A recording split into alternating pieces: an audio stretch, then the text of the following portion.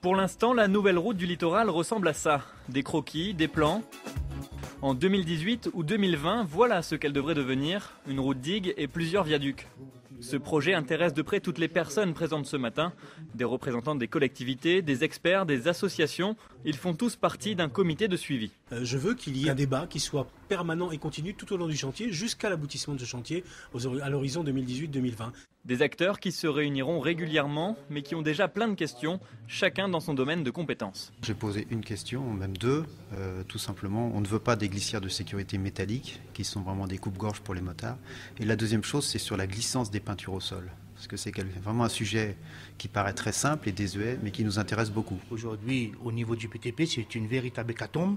Toutes les entreprises du BTP sont en train de tomber. Il n'y a pas de boulot. On ne va pas refaire la même chose comme la route d'Itamarin. La route d'Itamarin, le grand donneur d'ordre est arrivé avec toutes ses machines.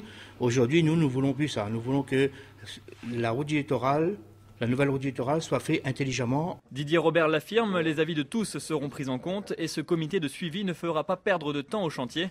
Le président de la région qui en profite pour répondre à ses adversaires, les élus d'Europe Écologie Les Verts ou de l'Alliance très critiques à propos du projet. Sans vouloir tomber dans une polémique facile, mais on a affaire à des élus qui sont des élus girouettes, donc en ce qui concerne Catherine Gau et Paul Vergès, et puis des élus qui sont des élus irresponsables. Irresponsables parce qu'il y a eu malheureusement des accidents sur cette route du littoral, et je ne voudrais pas que l'immobilisme d'un certain nombre d'élus soit finalement coupable de nouveaux accidents qui pourraient survenir.